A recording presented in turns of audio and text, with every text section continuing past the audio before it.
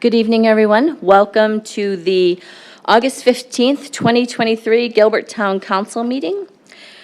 Could I please ask you to turn off or silence your cell phones and devices at this time? And I would like to first invite up Pastor Kevin Hassenfuss. Kevin, please help me when you come up from Sun Valley Community Church. Hi, Pastor. Sorry about that. They're very tall, so make sure that microphone's up. Yes. Yes, thank you. I will give you the name. It is Hassenfuss. Hassenfuss. But you did a really good job. I'm proud of you for even trying. I should have just said Pastor Kevin and went on from there. And all thank you, good. Pastor. Thank you for joining us this Yeah. evening. Yeah. Well, thanks for having me, everyone. It's a privilege to be here with you guys. I feel like I'm leaving you all out, so I'm going to turn like this. But, man, I just want to start by saying I just really love our town. And it's a special place. And so it's a privilege to pray for our meeting together with all of you. So thanks for having me. So I'm going to invite you to do something. And it might be a little unnerving for some of us. I know that we all come from different life backgrounds. But what I'm going to ask you to do is just, as I pray, just have your hands open. So this is a posture of receiving. And so as I pray, we want to receive what God might have for us tonight, His wisdom, His strength, His boldness, rather than having our fists clenched like we have control of really anything in the universe. We're going to open our hands because we recognize that He has the ultimate authority. So, would you pray with me? Lord Jesus, we just thank you for tonight. You are a good God. You are mighty. You are a loving Father. You are the great sustainer. Lord, we thank you that you are the good shepherd and that your faithful hands guide our steps. Tonight, Lord Jesus, we just ask you for your wisdom, your discernment, your peace, your patience to be on display. Would you work in and through our lives, each and every individual in this room, no matter what our background is or our history is, Lord, would you just work in this place, and may your presence, your Holy Spirit be felt. Lord Jesus, we ask you for just your favor upon those that are in this room, but on a grander scale, those that call Gilbert, Arizona their home. And we thank you for your favor that has been poured out upon us, Lord. We recognize that every good thing that we have is a gift from you. And so, as we start this town council meeting tonight, Lord, may our hearts just be open to receiving what you might have for each and every one of us today and every day that you choose to give us, because every day that we have is a gift. So thank you, good Father, for the gift that is today.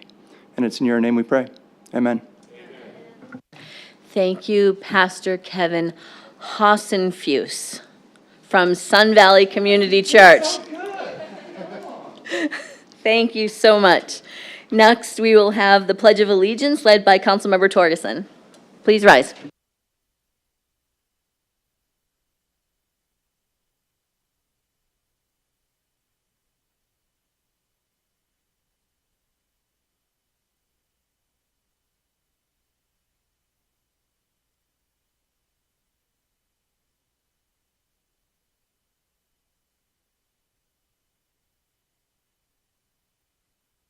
Next, if I could please have Town Clerk Herrera conduct the roll.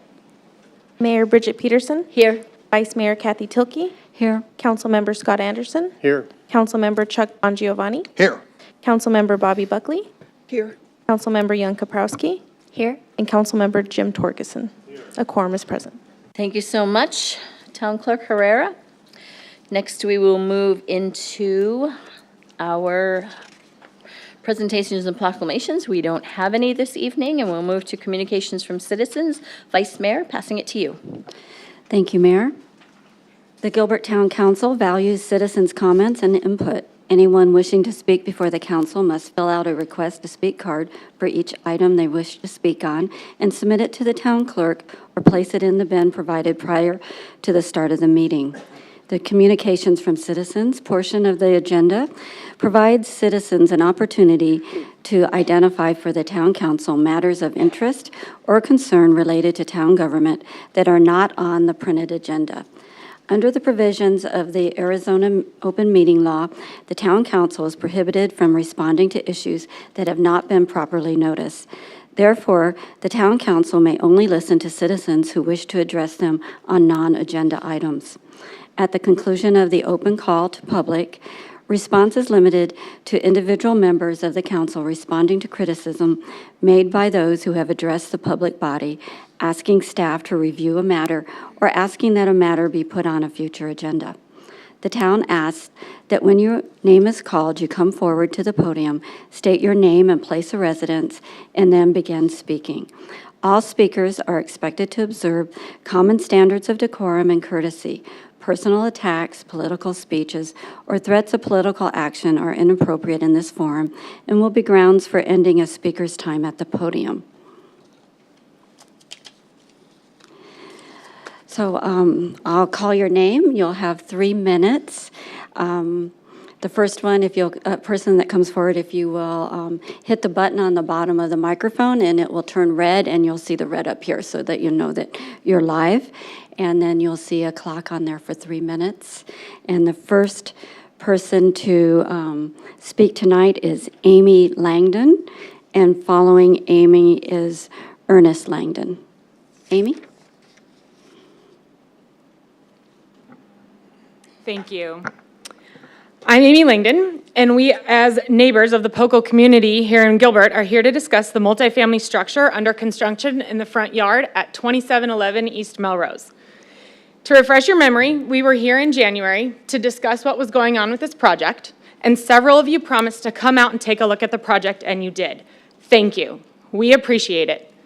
We spoke to many of you, and you all agreed that the project was unacceptable, and you thought that something needed to be done about it, and you assured us that something would.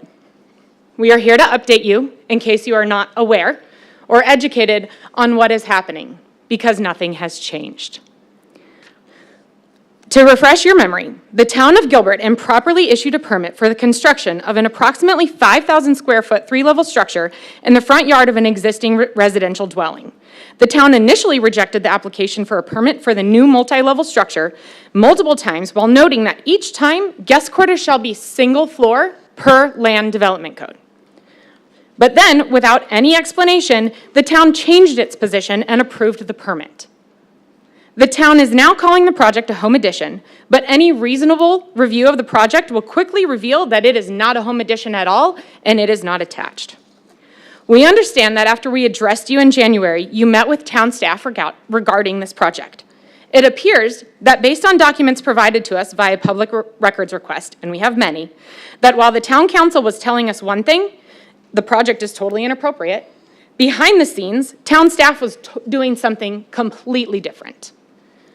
The town staff and attorney have full knowledge of this project and many problems associated with it. By not taking action, the town is allowing multiple violations of the town's own code to continue and is subjecting the town to financial liability. For one example, we understand through public records request that at one point, the town staff discovered that the inappropriate structure was being built over the town's public water easement. But rather than to act to correct this violation and require that the structure be removed from the town's easement, staff secretly attempted to give it away to allow the project to continue. It is my understanding that Arizona law requires the town council that it must approve and vote on matters such as giving away the town's public easement. We cannot find any record that it was brought before you. Consequently, it appears from public documents that we've received that the town staff is bypassing the town's own rules and regulations to accommodate the inappropriate structure at 2711 East Melrose. We've been very cordial throughout this entire process, and we have looked at all the rules and regulations of the town's code, the CC&Rs for our neighborhood. We have been respectful, we have been factual, and to me, it seems like the staff working for the town have not been following the town's own rules, and I am begging you to please do something about that. Thank you, Amy. Following Amy is Ernest Langdon, and following Ernest is Terry Natty. Good evening. My name is Ernest Langdon, Mayor, Vice Mayor, council members. Thank you for the time to speak on this matter. As my wife just raised this issue, this is the second time we've been here. And the first time, you guys actually came to us and said, hey, what you guys did was very appropriate. We would like to use that or say that's an example of how you address the council, how you raise an issue to us as council members and the mayor. We believed you. You came to us and said, hey, we're going to do something about this. This is wrong. We have it in writing from council members that this should have never been approved. And yet, here we are once again. And so we are asking, or I'm going to back up. What I believe has happened is you as council members and as the mayor have become distracted doing other things, or you are simply unaware of what has continued to happen and you have lost sight of the promises that you have made. We are going to ask you to refocus on this. Giving up, my understanding, giving up a town easement without you voting on it and without reasonable compensation is against Arizona state law. That's my understanding. So that exposes the town to litigation, to financial responsibilities on multiple fronts. So I'm going to ask you to refocus your efforts and think again about what you promised that you would do in the past and become aware again about the situation. Thank you very much. Thank you very much, Ernest. Next is Terry Natty, and following Terry will be Tommy Lyons. Hello, my name is Terry Daddy, and I live in a county island in the Gilbert planning area. I ran out of time last week, so I'm going to read from an email that came from Councilmember Kaprowski regarding my belief of her ethics violations. Second paragraph, while it is true that I own Y2K Engineering, it is important to note that I've always upheld the highest standards of ethical conduct and have strictly adhered to the legal obligations imposed on me as a council member. The next paragraph, as you correctly mentioned, my role on Gilbert Town Council prohibits me and my spouse from being contracted with the town of Gilbert. Then she goes to talk about there's a limited number of engineering firms, but there are others. And then she goes to talk about something that she developed with power by motor vehicle crash a couple years ago. Is that proprietary? Is there no one else that can handle that? Does it have to be her? I just don't understand how everything that I mentioned isn't an ethics violation. So then I'm going to switch gears, and I'm going to talk about Ocotillo widening. And I'm going to talk about that because I believe, and I've said it before, that your staff, including the town attorney, is feeding you lies. I have said it over and over again. I think that staff is running you instead of you running staff. And it's wrong. And I don't understand why it's working this way. Talking about easements. Why is the town, if that's true, why is the town selling off easements but yet trying to take more than they need from Maricopa County for my property? You don't need the 10 feet. I've proven it multiple times. I'm prepared to prove it in court. So I just want to reiterate that it is wrong for the town to hire a more powerful government to be their mercenary force, to taking lands from citizens who are not within the town's jurisdiction. It is wrong, it is shameful, and it is against our Constitution. And it's a little bit like taxation without representation. Y'all are affecting me, and I can't put you up here. I have no vote on who sits up there. But yet you can control what happens to my property. How is that okay? It's not.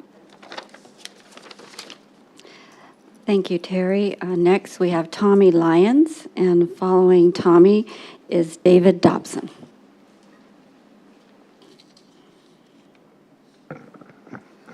Hello, Tommy Lyons, Gilbert resident. Better? First, I apologize if this comes across monotone or flat, but I'm currently recovering from a brain injury from a car accident, and the normal emotions and weight behind it is not normally there. But I have a different traffic concern that I would like to bring to someone's attention because I have tried to resolve this myself, and it seems to be falling on flat ears.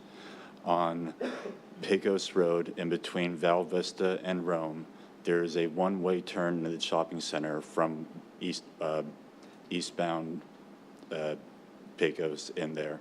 And people every single day will drive into oncoming traffic to make that turn into oncoming traffic again and continue on that way instead of using one of the 3 other exits that will allow them to do that.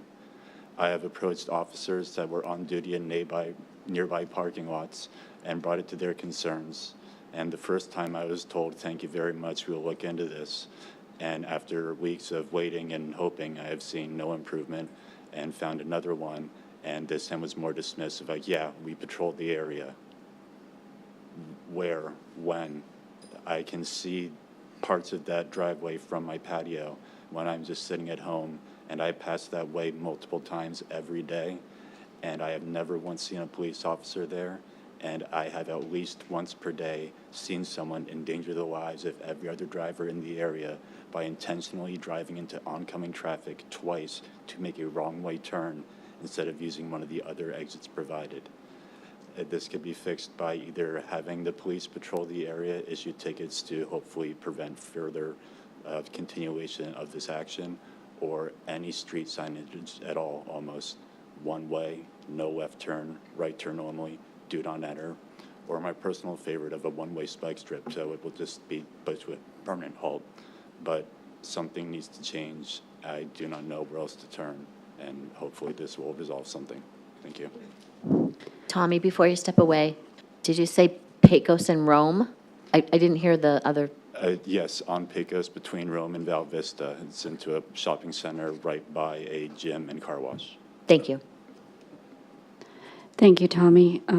Next up is David Dobson, and following David is Chris Walker.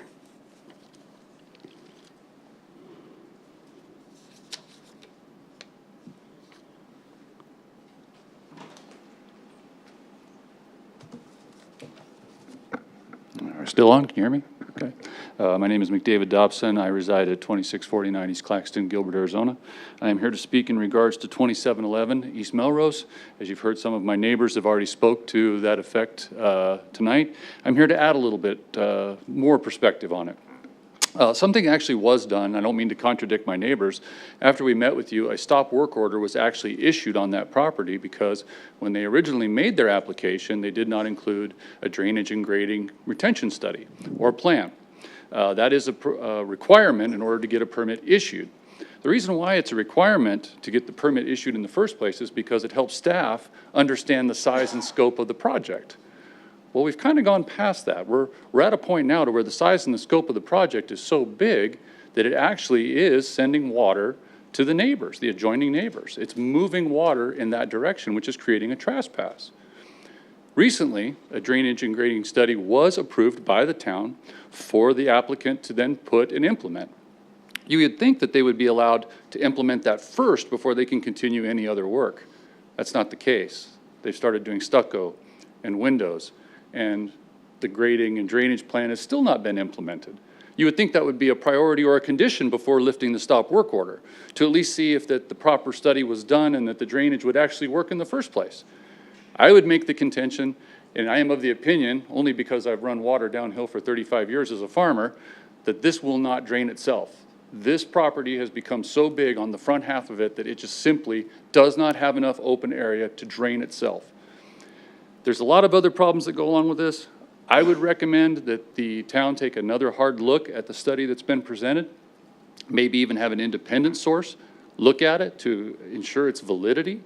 And I would make sure that, or I would try to implement potentially another stop work order until the drainage and grading can be done first and foremost before they move on to other construction.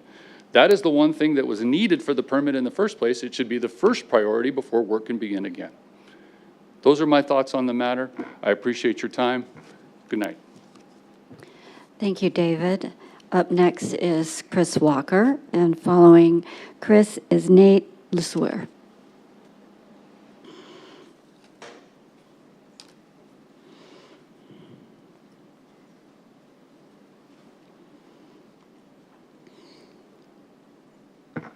Good evening, Mayor Peterson, members of the council. Thank you again for your time and thank you for your service to our town. I too am a resident of Melrose Street in Gilbert. I've lived in Gilbert for almost 24 years now. We've raised our 5 kids here and I love this town.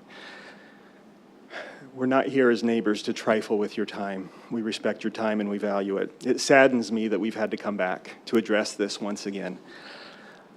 I'm deeply saddened to have to address you again. As has already been said, when we first addressed you in January, several of you indicated that you would come visit the project and take a look. And you did, and we are very grateful for your time that you spent doing that. Several of you spoke with me personally, and I appreciate that. To a person, each one of you that spoke to me said this project was inappropriate, and the town council would take action to address it. In fact, one of you put in writing that the issuance of this permit was a mistake and that the town would work to correct that mistake. But here we are again, and we're here with one last sincere effort to attempt to avoid litigation with the town. We don't want that. This should be resolved without litigation. I am aware that 2 of our neighbors have already filed notices of claim with the town, which, as you are probably aware, a notice of claim is a prerequisite to filing a suit for damages against a municipality such as the town of Gilbert.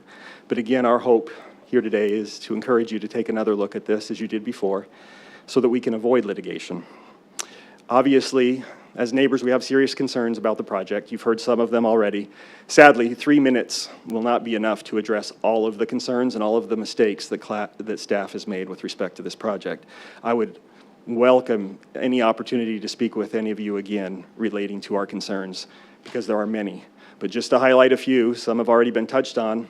There was no grading and drainage plan for this project before it started.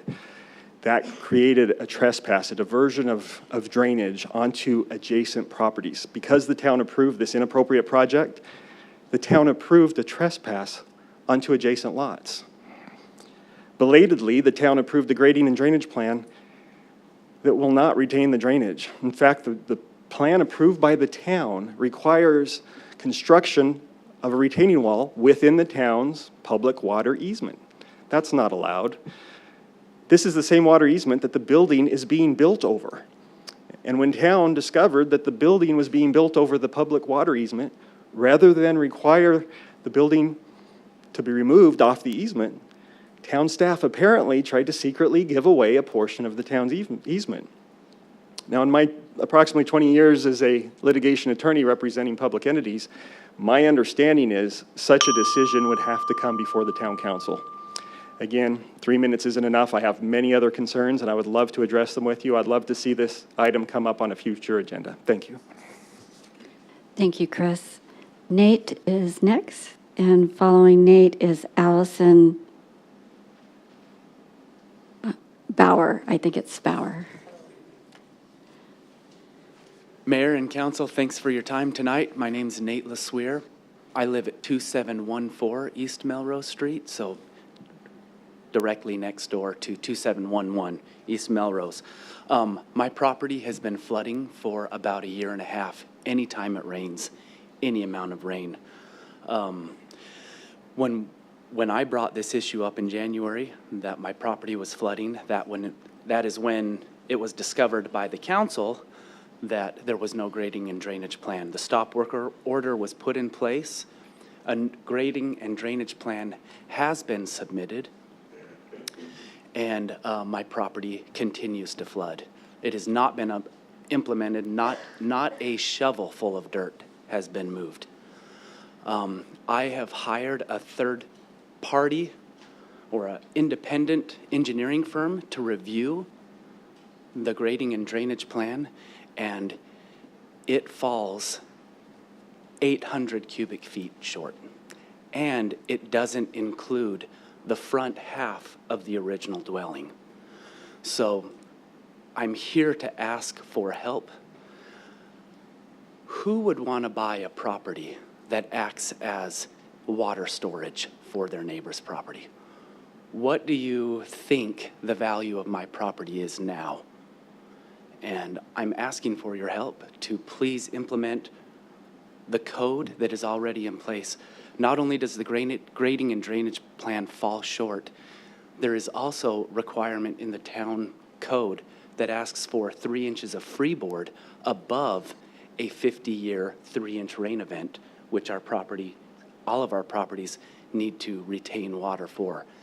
And it falls short of just a 50-year 3-inch rain event, let alone the 3-inch freeboard that is required and the front half of the original structure. Please help me.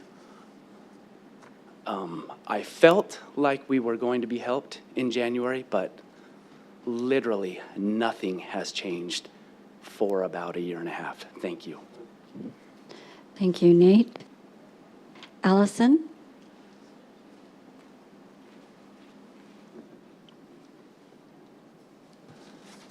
Good evening, Mayor Peterson and council members. I'm Allison D'Ambrosio Bones of Team for Travis. With your permission, I brought some information to share.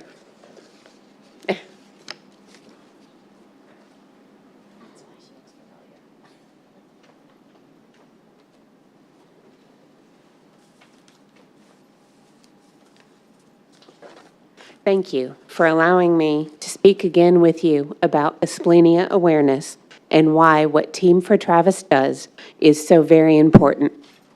Imagine, if you will, what would happen if your seemingly perfectly healthy 4-year-old son became ill, yet no one knew what was wrong with him.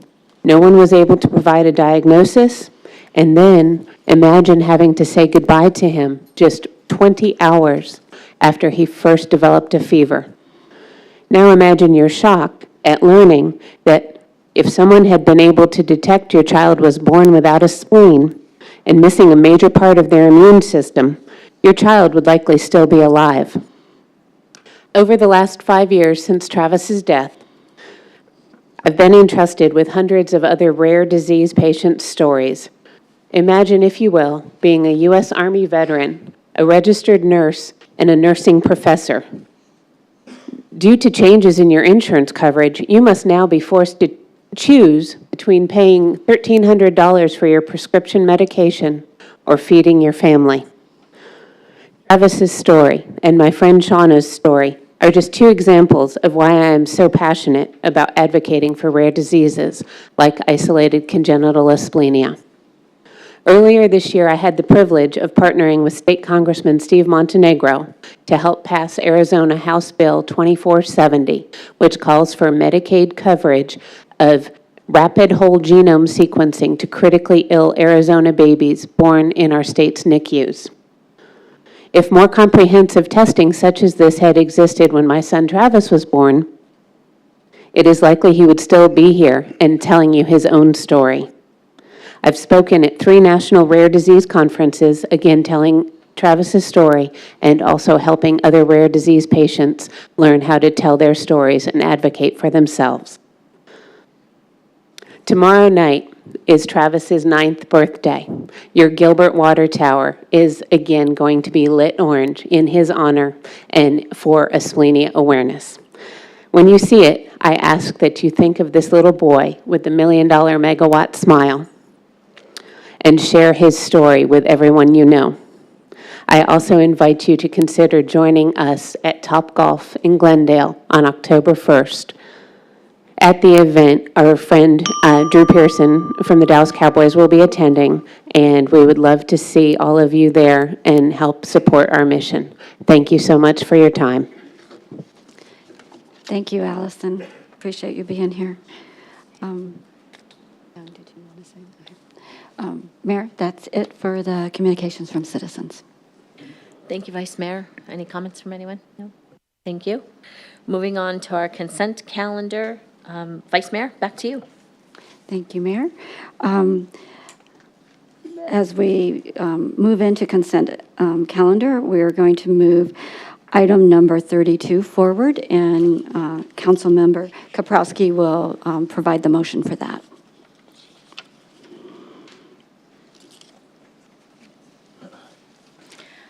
Agenda item 32 is a motion to appoint the following 4 members to the Public Works Advisory Board with 2-year terms beginning August 15th, 2023 and ending August 14th, 2025. Greg Froelich, Eric Molesky, Jason Robinson, and Jason Gilmore. And the following 5 members to the Public Works Advisory Board with 3-year terms beginning August 15th, 2023 and ending August 14th, 2026. Faria Sheriff, Matt Carpenter, Sam Elliott, David Barazotto, and Karen Goldwasser. Thank you, Councilmember. With that, Mayor, I'd like to make a motion to approve the consent items. Number 1, 2, 3.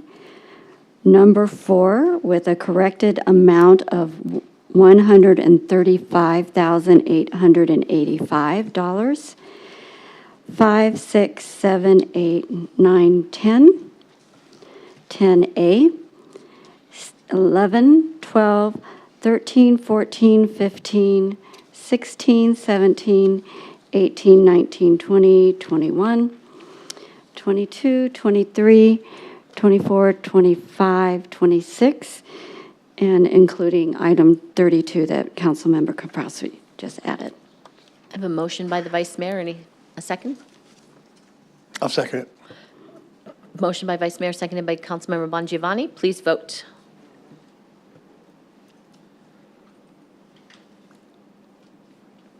Motion passes 7-0. Thank you, Vice Mayor. Moving on to the public hearing portion of our agenda. I believe that we want to have a separate presentation for item 30. Does anyone want a presentation for 27, 28, or 29? Seeing none, I'll open the public hearing on items 27, 28, and 29 and ask for a motion to, for those 3 items. I'll make the motion. Move to approve? Pardon me. Move to approve? Oh, I'm sorry. Move to approve. Can I have a second? I'll second it. I have a motion by Councilmember Buckley and a second by Councilmember Bongiovanni. Please vote. Motion passes. Items 27, 28, and 29 pass. Open the public hearing for item 30. We'd like to have a presentation on this item. And I see the finance team moving to the podium.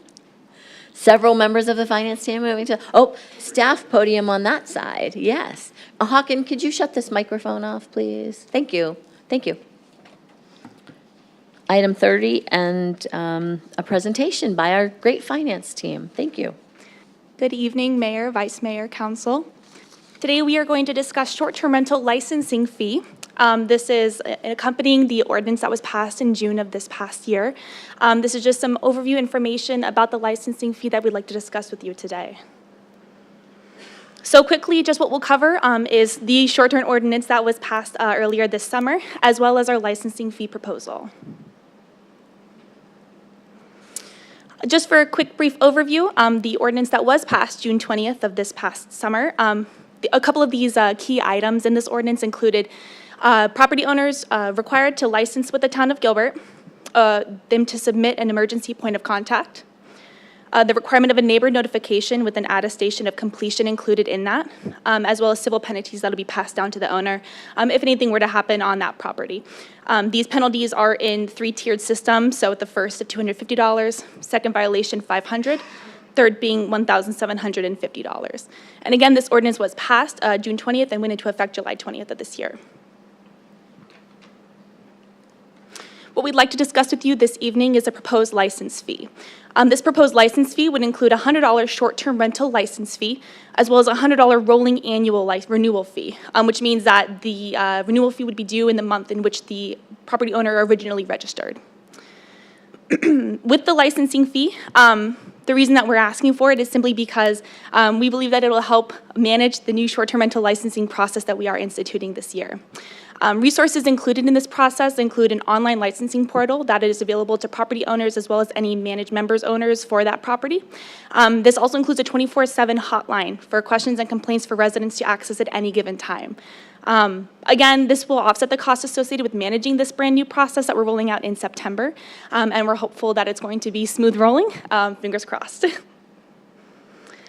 The process, like we've mentioned so far, in June 15th, we included the notice of intent to add the licensing fee, which was posted to the public. June 20th, you all passed our ordinance for us.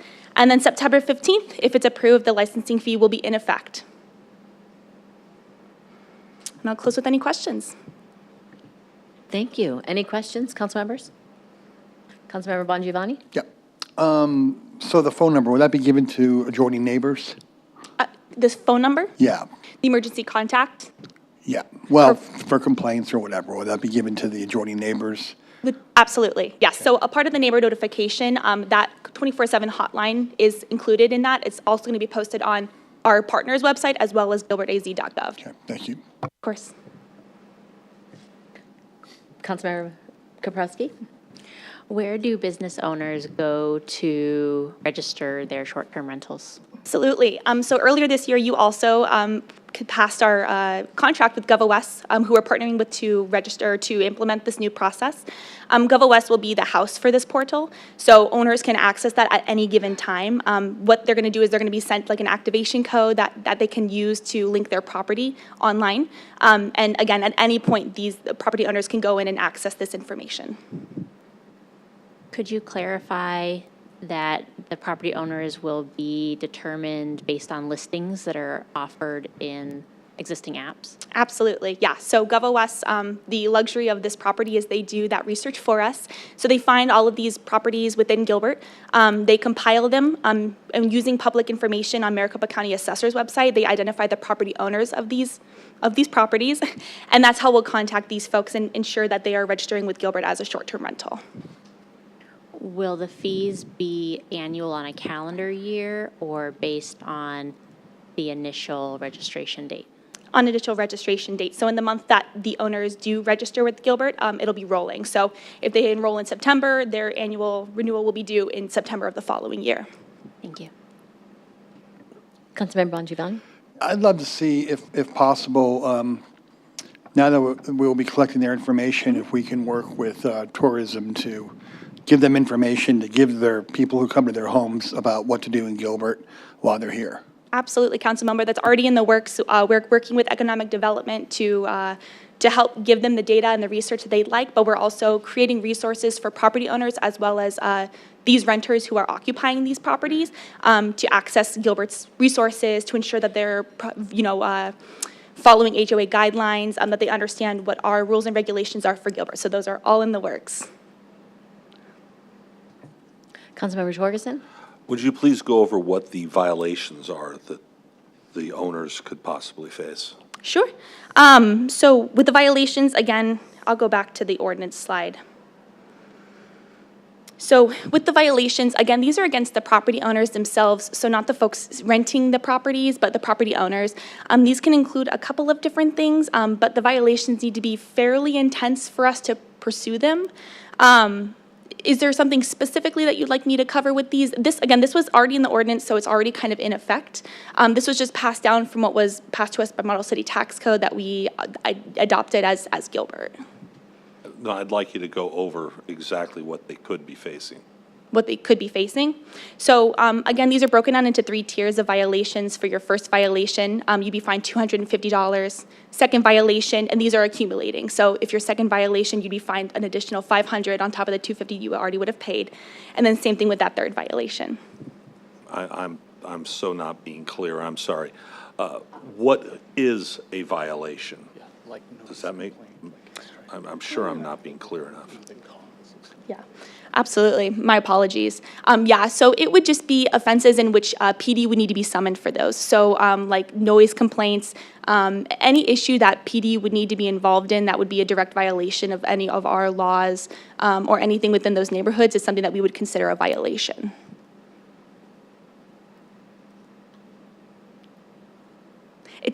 It's fairly vague, and that's so we can determine what these violations could mean. They're, again, you know, we can choose whether or not we want to pursue them, but every municipality, every ordinance has these violations, and each of them is in the three-tiered system.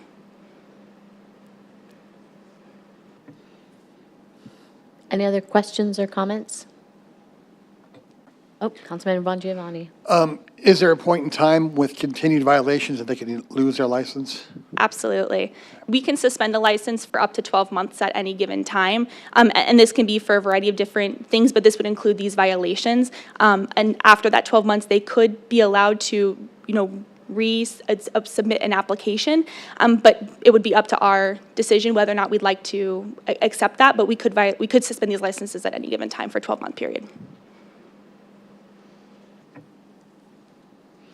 I had a situation in my neighborhood. I have a short-term rental diagonally behind me.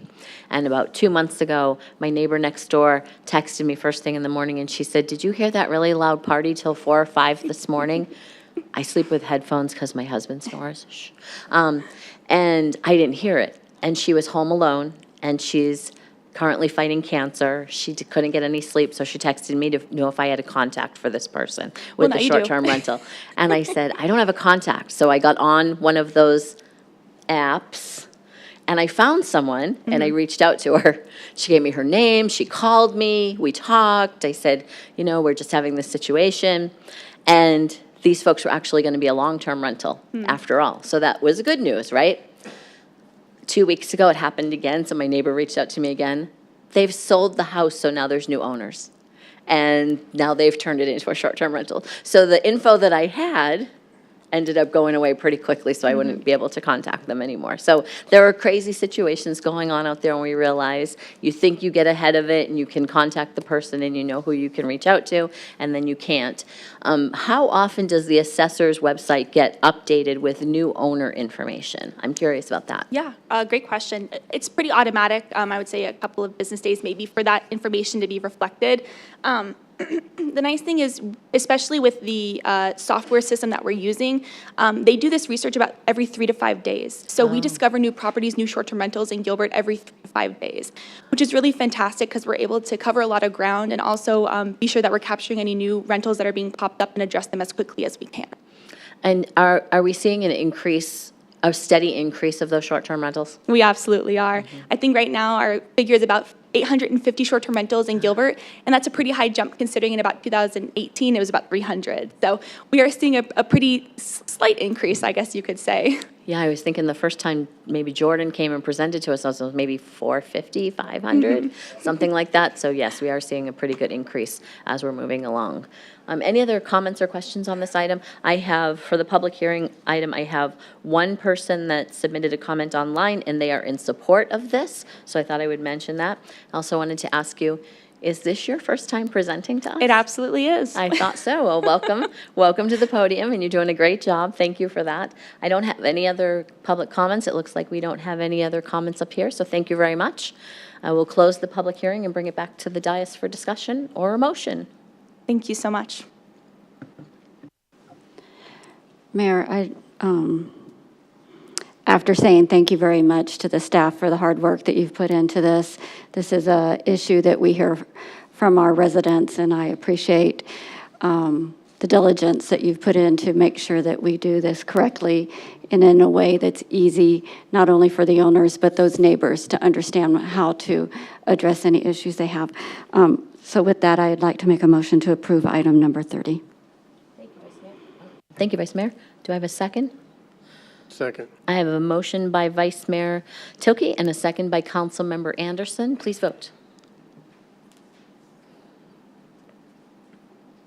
Motion passes 7-0. Thank you, everyone, for the great discussion. Thank you, staff, team. I know this has been a lot of work, something we've been talking about for quite some time. Moving on to our administrative items. We have item 31, council administration presentation and discussion of the performance management program overview. Oh, Nikki McCarty. Hi, Nikki. Hi. Good evening, Mayor, members of the council. While Nikki's getting her laptop set up, I'll give a quick introduction to this topic and then turn it over to her and Police Chief Michael Soberg and Public Works Director Jessica Marlowe. So as you're aware, the City of the Future initiative that we have been under, which has been underway for several years, the overarching goal of this program is really about maintaining the quality of life that we enjoy in this community now and well past build-out, which we are in the last decade of. And in addition to the many voter and council-approved strategic plans geared towards accomplishing this, another critical tool will be monitoring real-time key indicators that helps understand how our community and organization is performing in key areas of importance, such as crime, water resiliency, operational efficiencies. This in turn will help us create greater focus and transparency for the community, elected leadership, and staff, and better inform our decision-making process for programs, initiatives, and allocation of scarce resources. This multi-year effort is now culminating in the launch of our first performance dashboards in 2 departments, Police and Public Works. And over the next year and a half, we'll work our way through the rest of the departments and the divisions in this town. And so with that, I'm going to turn it over to Nikki, and she will walk through the program and what's been done, and then we'll show you some of the dashboards that have been created.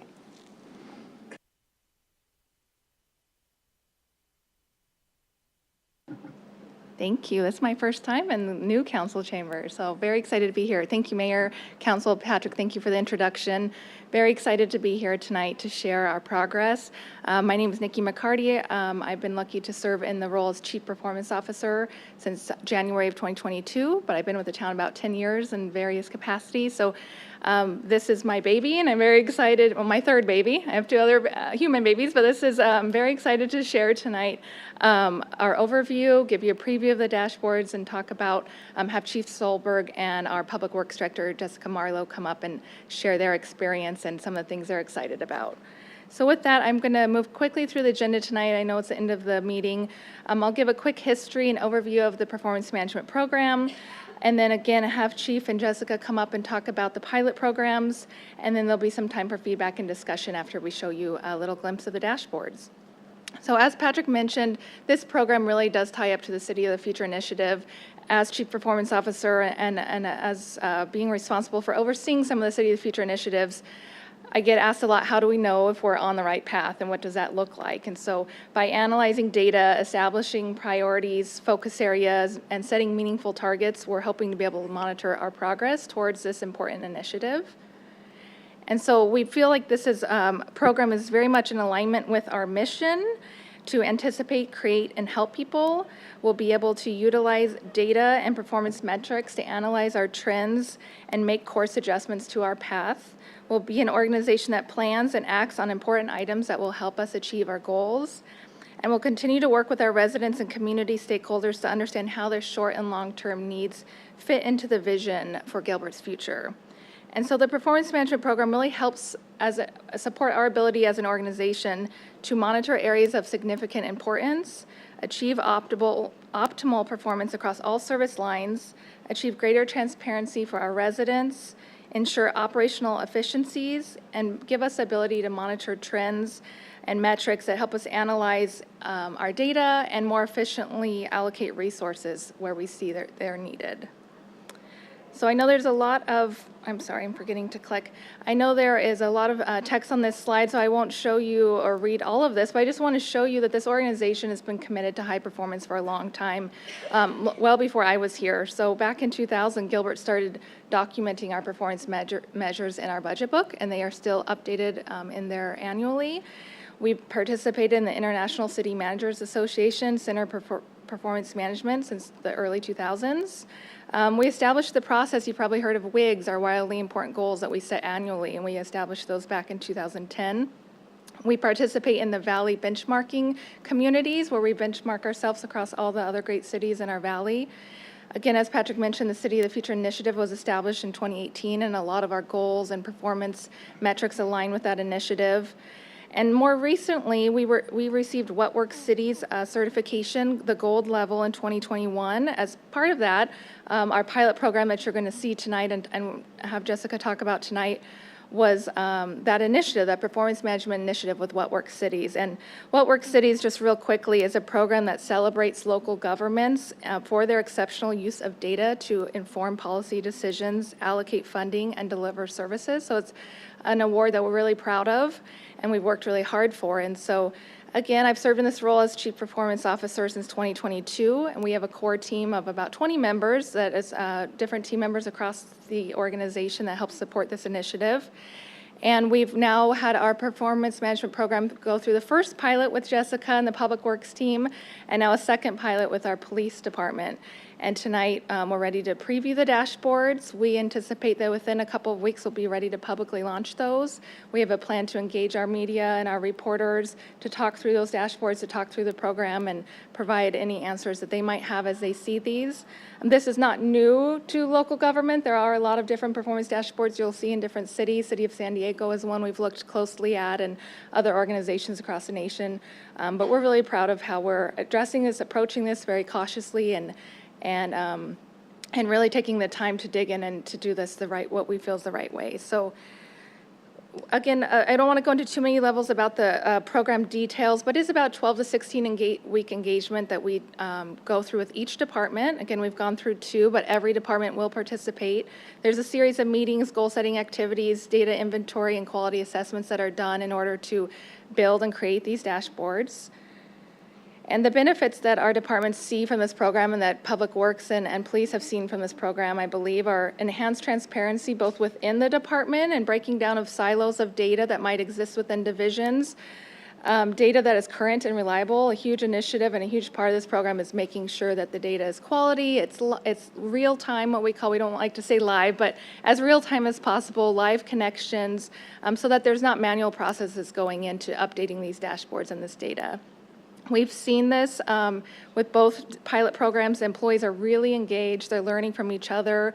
They participate in a performance stat style meeting structure where they talk through the data and the analysis that they're seeing and the trends that they're seeing, and really help each other identify problem-solving solutions and be more proactive. And so we've got to witness that as Police and Public Works have gone through that.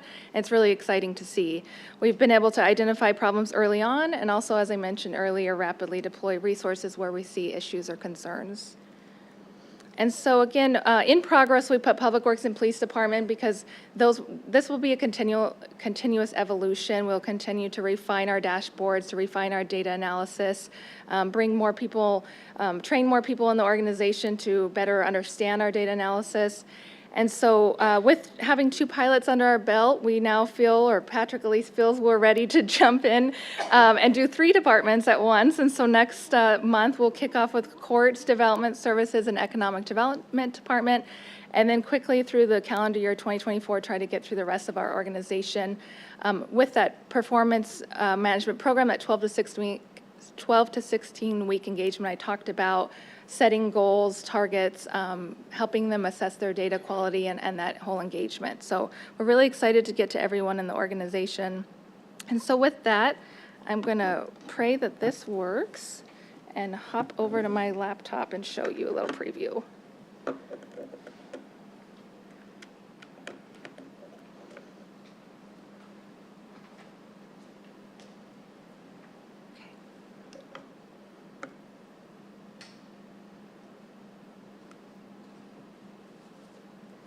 Looks promising, but that's the wrong screen. Let's see.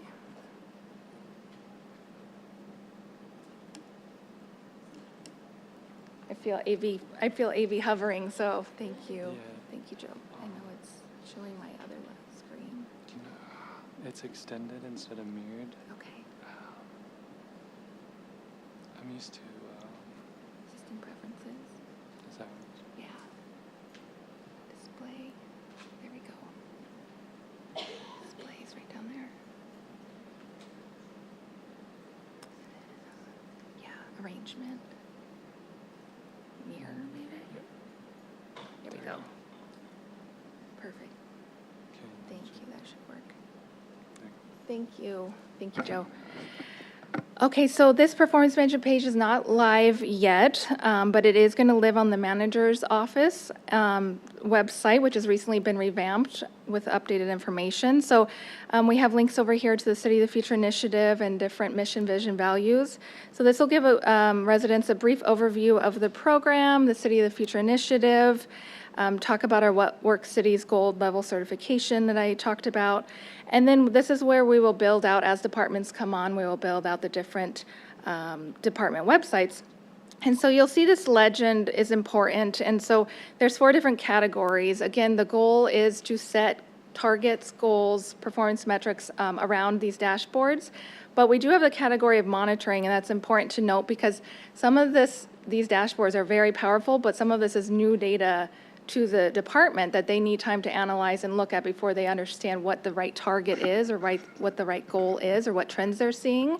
And so you'll see, again, with the police department, all of their dashboards right now are in the status of monitoring.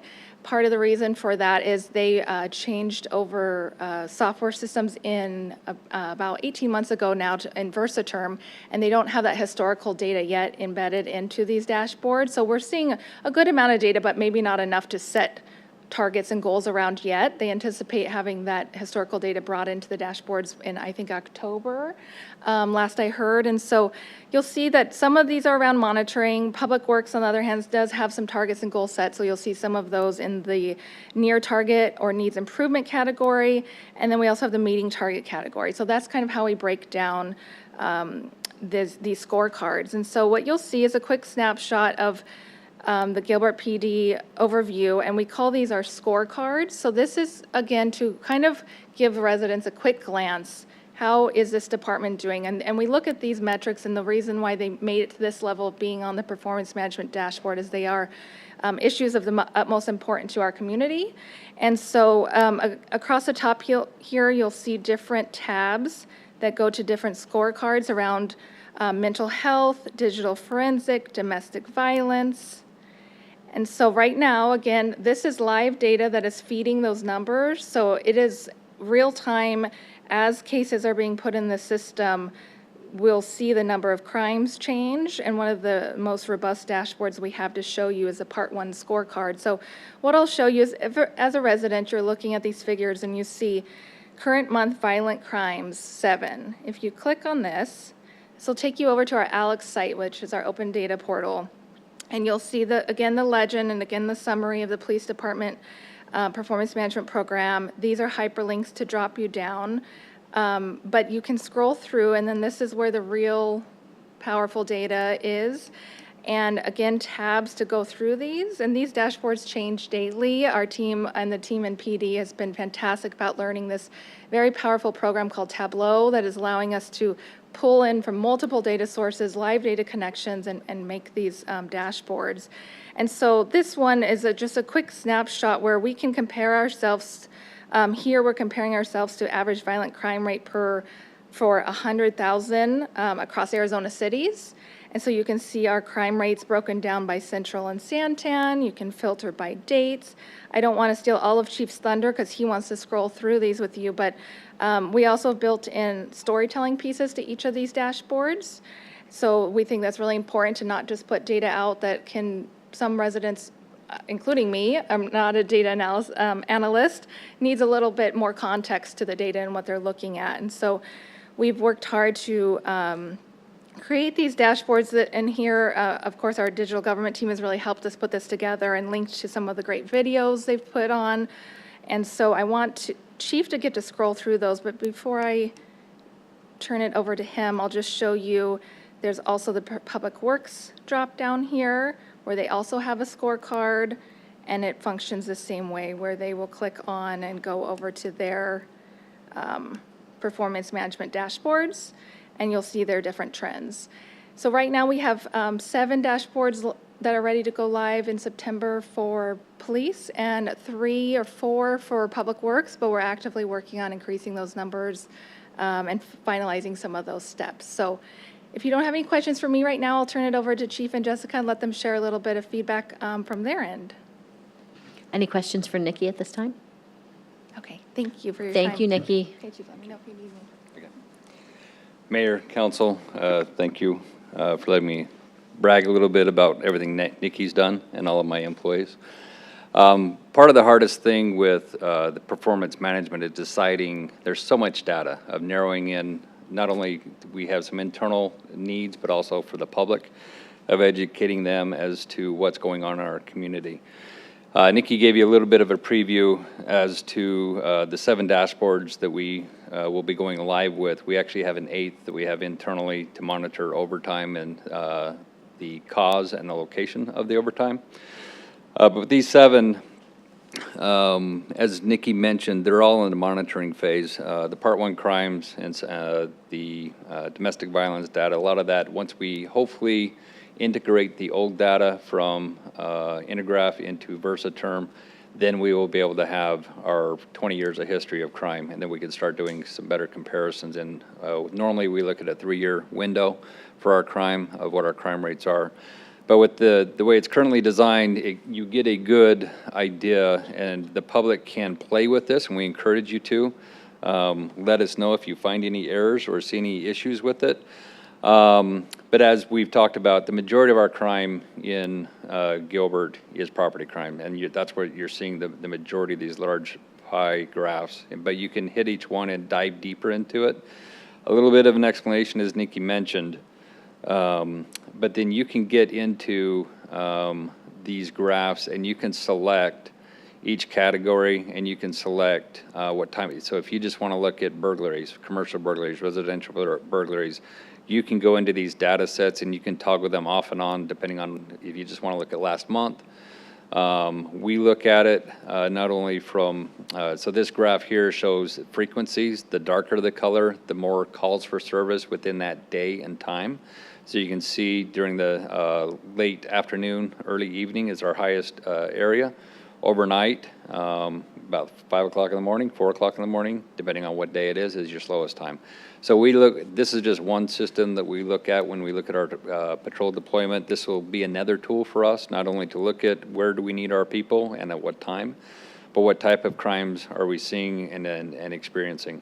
But more importantly, for the community, they can see this as well. We have the raw data in Alex, but this actually tells the story without having to mine through the data yourself. So something positive about that. I'm not going to spend a lot of time on each one because we'd be here a long time.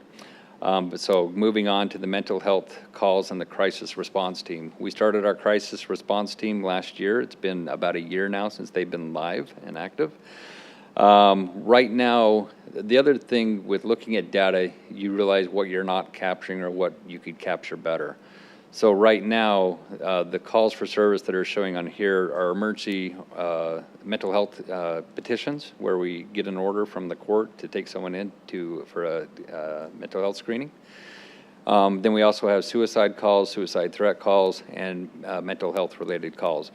But this isn't capturing, if we have a shoplifting call at a business but it is a crime, it's a shoplift, but the person has a mental health issue, this data currently isn't capturing that. So we're in the process of trying to expand our data collection so that regardless of the call type, we can select a mental health related box on that call type, and that'll greatly expand our data set to look at what is the mental health, the calls for service related to mental health. These are the ones that are definitely specific to mental health, but there's a lot more that are related to other calls for service that aren't categorized as a mental health call or a suicidal subject or a court order to take someone for treatment. So that's something that we're going to continue working on. You'll see the numbers greatly increase. But what this is showing is, once again, the frequency of the events, the day and the time when we see the most events, and that's where we base our crisis response team. There's currently only 4 of them and a sergeant, and currently they work Monday through Thursday around 8 to 6, but those hours fluctuate. But we want to watch this data and this dashboard to see if we're starting to see an increase of calls for service at night. When you see the calls in blue, that's what patrol is taking, as opposed to what the crisis response team. And when you look specifically at the team, you can see we started with 2 officers, then increased it to 4. And so you see those numbers fluctuate, increase as they're available more, and decrease as some have been on either modified duty or military deployment. So we will continue to monitor that, but that's why that is also still in a monitoring phase, because we want to get more precise data. When people ask, what is the impact of mental health on our community, this will give us a good gauge of what patrol, what PD is seeing. This doesn't include fire calls. They may be on some of these, but that is a separate data set. But right now, it's the impact. And then as part of the storytelling, we've got the link in here to explain what the crisis response team does. And we will be, thanks to your support, we will be adding a clinician to ride with our police officers on the crisis response team to give us an expert in the field. They are highly trained, but this clinician will give us an expert in the field with us. Moving on to the next one is digital forensics unit. We've seen almost every crime has some type of digital forensics, because almost everybody has a cell phone with them, and that is a walking computer in their back pocket. And the amount of increased requests for analysis and extraction of data has continued to increase, and it continues to increase. So we're trying to gauge how much data are we collecting, how long does it take us to collect it, and what type of crimes are they related to, and what type of devices are they captured from. So that's what that data set is explaining. The domestic violence calls, we want to gauge that, especially as we move forward with our advocacy center. Obviously, we want to reduce the recidivism rate and make sure that hopefully if someone unfortunately is a victim, that they aren't a victim again in the future. So we're monitoring our current DV cases and the amount of time it takes to clear a case from the initial call to either closing out a case or filing charges on the case. The next one up is Criminal Investigations Division. There we are focusing on how long does it take us to clear a case. So the number of cases that they have, that becomes very important when we look at budget and looking at our resources to make sure that we're properly servicing our community for the calls for service. Beyond the patrol's response, this is where we get into how long does it take and what are we doing with the cases. So we can break that down by unit and how many cases they have and how long it takes them to clear the cases. Our volunteer program, the entire town went to a new software which helps us uniformly collect volunteer data. So this is extracting the hours from our volunteers so we can put not only a quantity to how many volunteers do we have, how many hours are they doing, but what's the cost benefit to us. That $134,000 that you see there is what it would have cost us if we had someone employed to be doing that. We use a standard rate for that. And then teleserve activity, this is one where this data collection has helped us refine our data collection because we had very little data on what they did. Some stuff they tracked, bond outs and interactions, but these guys do a lot of the telephone reports, they answer the phone, they have people walking in all the time. So we're trying to collect the data to just see the sheer volume that they bring in and what they're doing with it. So we do have a teleserve office down at the Santan. We found that is something we need to work on, of public education, because people drive all the way down from Seville all the way up to the main station. They could cut their commute in half and stop at the Santan station. Monday through Thursday, it's only open from 8 to 5, but at the main station is open 24/7. So looking at the data of what they're doing and looking for all the data that we have, we're looking for efficiencies, looking for need. Do we need more resources? Is there something that we're doing that really we either don't have to do or it's a waste of time? Then we can eliminate it and be more efficient in other ways. So that is a very quick, high-level review of the 7 dashboards that we will be launching publicly. I mentioned we have an 8th already that we're going to be working on internally, but then we have a total of 14, if I remember correctly. We started with 24 and we whittled that down to 14. But I have a long list of more I want them to do. And but this is great for when it comes to budget, when we're trying to open the doors to our community to see what's going on. If they have an interest in a specific area, we more than likely have data We still have all of our static reports available as well on our transparency portal on the PD page, so this will be coexisting. And as we continue to evolve the data, hopefully we can eliminate some of those static reports and go live with what you see here for the rest of our data. But it'll be a long process, but it's a good evolution from where we were to where we are now. Any questions for me before I pass it on to Jessica? Any questions? Seeing none, All right. Chief? Thank you. Thank you. Good evening. All right.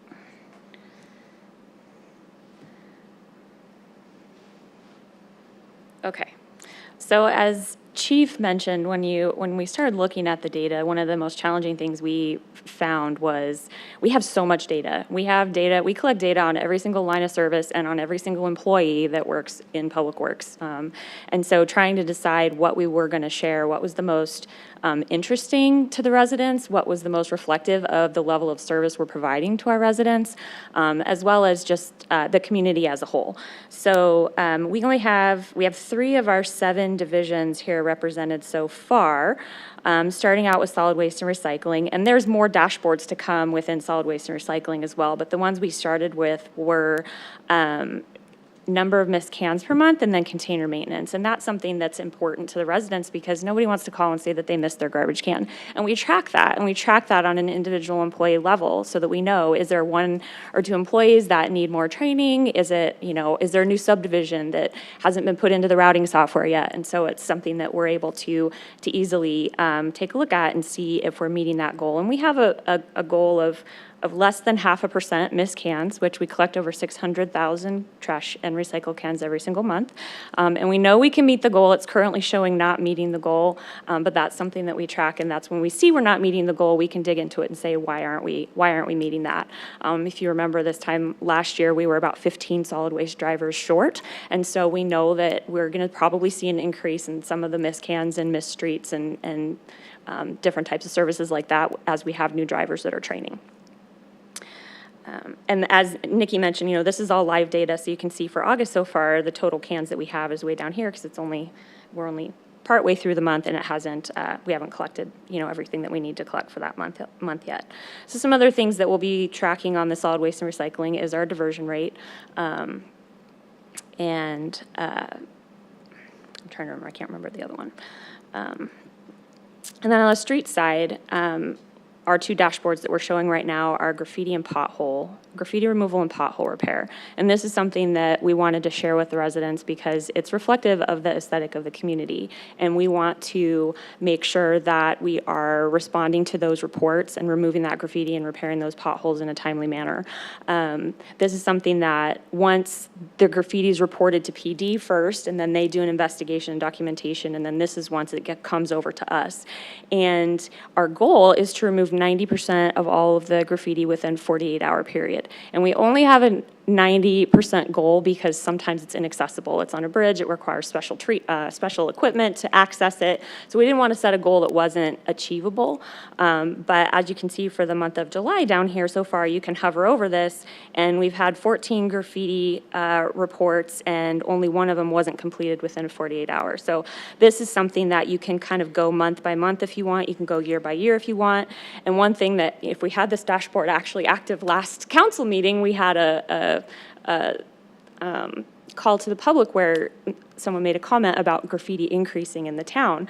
But you can look at this data and show that for 2022, we had 350 reports of graffiti, and so far for the 8 months of 2023 so far, we've only had 150. So we've actually seen a decrease in the amount of graffiti that's showing up in the town. So and on the pothole side, we have a goal of completing all of those repairs within 100% of those repairs within 24 hours. And that's because we want to make sure that once that gets reported, we're mitigating those safety concerns that are generated with potholes popping up in the town. So one of the things we found here actually is the way that we were processing those requests through 311, we were actually not meeting that goal at all. And then we realized that sometimes it's not a pothole, sometimes it's a loose manhole lid, sometimes it's a valve cover that's missing.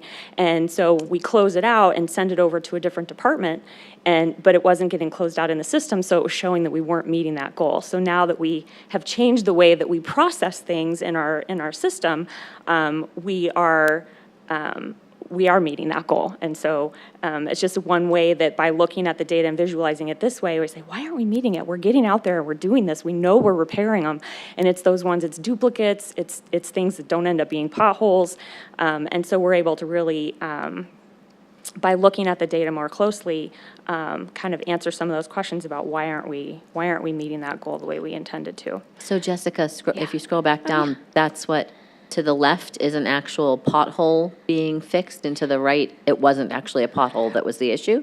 So to the left is repaired within 24 hours, and to the right is not repaired within 24 hours. Because we can't see the full bottom, so I wasn't sure what that. Yeah, okay, that's so- because there's only one in the not repaired. So it's really, on the scale of this, it's not really even showing up. But we're because- showing how quickly we get out there to actually make the repair of a pothole. Yeah, and Thank I'm you. not very good at navigating this, but okay. yes, you can see, so here, we had 11, and so 10 of them were repaired within 24 hours for the month of July, and one of them was not. Thank you. So, and then we also have a map. On this one, we have a graffiti map, and I think we're gonna have a pothole map coming as well, but you can see it's everywhere. It's all over town. But I would imagine that might help PD as well, because then they can see where the graffiti is. I mean, they're seeing it too, so. And then the last one that we have is our wastewater sewer cleaning and CCTV. And this is something that it's so critical for us for the maintenance of our infrastructure. We have a goal of cleaning 20% of the town's sewer lines every single year, and that helps us make sure that we are minimizing our sanitary sewer overflows and just keeping those lines flowing and keeping them clean. And so this is kind of month by month the number of miles of sewer that are cleaned, and then cumulative over here you can see working towards the goal. And again, if we're not meeting the goal, why aren't we meeting the goal? Did we have an equipment problem? Did we have a staffing shortage? Or have we just added so many more miles of sewer line in the town because we're continuing to grow that maybe we need another crew in order to be able to meet that goal and continue to inspect all of that infrastructure? And then we have do we not have the, oh, here it is. The tab. So then the other dashboard that goes along with that is the CCTV, which is our actual camera inspection. And the goal for that is a little bit lower just because it takes a little bit longer to CCTV, but that's really important for us for inspecting because we've been able to identify multiple issues where there's cracks or root intrusion in the lines, or there's dips in the lines, and we're able to go in and do repairs and create capital improvement projects for these in order to hopefully stay ahead of any catastrophic failures on that system. So this is a really important internal metric for us, but thought it was also valuable for the residents to see what we're doing to maintain and protect the infrastructure that we have in the town. And then the last one coming soon is environmental compliance related to the storm. Similar goals around stormwater cleaning and inspection as well. And then still to come, water, more wastewater, fleet, CIP, traffic. They're all working on their dashboards. We just kind of, some of the data is a little bit easier to get to than others, and so we wanted to have something to demonstrate here. But yeah, looking forward to just everything we can share and just, tell our story of all the great work that our teams do, as well as monitoring that service to the community that we provide. That's it. That's mine. Any comments or questions for Jessica? Just a Councilmember comment, blown away. I mean, this is incredible data and a lot of hard work and blown away. Thank you. Thank you. I think Nikki's coming back up. Thanks, Jessica. Thank you, Mayor and Council. And on that note, Councilmember Bongiovanni, I just want to give a huge kudos to the teams working on this. I don't want to miss anybody, but Jessica's team being our very rough initial pilot. I remember sitting in rooms with our support from Johns Hopkins University and What Works Cities, and we're looking at each other like, what are we facing? And a lot of trepidation. You guys probably all know David Fabiano, our town engineer. He is one of our biggest champions of this program and was one of those up front and was like, what is this program? How long is this going to take? This is a lot of effort. It is a huge effort that our staff is undertaking.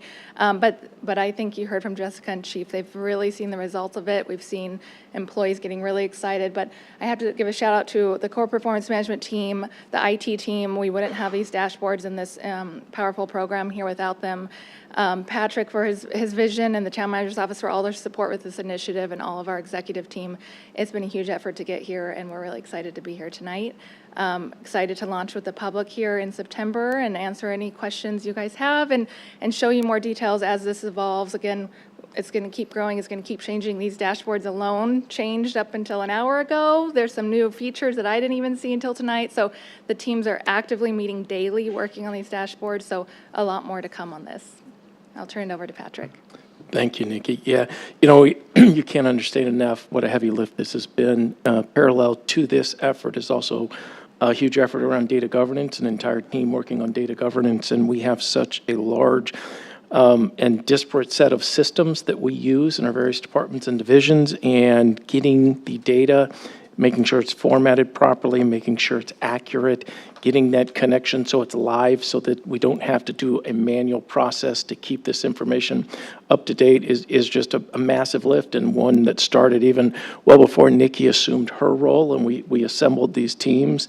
I won't try to name by individuals because there's been probably over 100 individuals involved in this, and practically every employee in the organization, before all is said and done, will be involved. But Nikki, in her role as Chief Performance Officer, the IT team, police and public works, digital government, just a countless number of people. And what you've seen today is just the tip of the iceberg with the dashboards that will be created. We'll have this across all of our service lines, all of our departments, so that not only we can understand how we're doing and look for operational efficiencies or try to drill down and understand where we're not hitting a goal and what's driving that, but for our residents and how we're doing and why it matters, so that we have the greatest transparency possible. So when we come forward with budget requests, we've got a lot of data behind that and real data and accurate data to make those decisions on why we're spending the dollars that we are and where we're doing it. And we've learned a lot from the organizations that have helped us reach this point. We've also looked to other cities nationally and the various programs they've employed, but I don't think I've ever seen anybody that's doing it and will have done it to the degree we're doing it. And I'm just excited. A year and a half, I thought that was a little lenient, Nikki. But over the next year and a half, we're going to roll this out organization-wide, and I think it's going to be one of the best things we've done and one of the most transformative things we've done for our local government operations. Thank you, Nikki. Thank you, Mayor and Council. Thank you, Nikki. Thank you, Patrick. I think that we talk about being a data-driven community and technology-driven community, and I think this takes us leaps and bounds ahead of where we've been to where I think we want to be in the future. And I know that I go to our website quite often to look things up, and this will help that so much more. And I have residents asking me questions, and I usually, when I say you need to go to our website, I just send them a link to something because it's so much easier for me to find the information most of the time. I appreciate all of the time and work and effort that's gone into this, and we might be talking about this on our upcoming trip, so get ready. Okay. Sounds good. Thank you, Mayor. Any other comments or questions for Nikki? No? Councilmember Anderson. I just want to say how excited I am about this. I think I've asked Patrick every time I've met with him in the last 2 or 3 years when we're going to actually roll this out, because the City of the Future initiative is the key to our future here. Each of these dashboards ties to a specific indicator in that initiative, which gives us data about that indicator, which identifies trends, and we can take the action that's necessary so that we don't become a typical municipality throughout the country. And I'm really excited to see the results of it and keeping track of this. I think we're right on the right track. Thank you, Nikki. Yeah. Thank you so much. Yeah, Councilmember Anderson, that's a great point. We mentioned the City of the Future initiative quite a bit, and I don't know that our residents wrap their minds around what that really means for the town. It's not that we're trying to turn the town into a city by any means. We're just trying to make sure that we don't have things happen to Gilbert in the future that have happened to other cities. Really, the easiest, simplest way for me, I think, to put it is we're trying to make sure that the town of Gilbert advances into the future and doesn't fall into a lot of the pitfalls that we have seen other cities and towns happen over the years in the past. So we're trying to learn from people's issues and mistakes on the way to growing this town as we face build-out over the next 10 years, maybe. We'll see. So thank you. Appreciate it. Thank you for your time Thank tonight. you. Have a good evening. Next, we've already handled item number 32 for the appointment of the Public Works Advisory Board. We'll move on to item 33, boards, commissions, and committees. Any reports from council liaisons? Mayor? Oh, did I have a 31A? Did I miss one? Yes, Oh, sorry. see, I turned the page too soon. I apologize. I did 31 and then 31A. 31A, Council Administration, consider approval to grant the town manager authority to submit proposals for funding from the United States Bureau of Reclamation under the Lower Colorado River Basin System Conservation and Efficiency Program. Does anyone need a presentation or anything on this item? No? Then I would entertain a motion, please.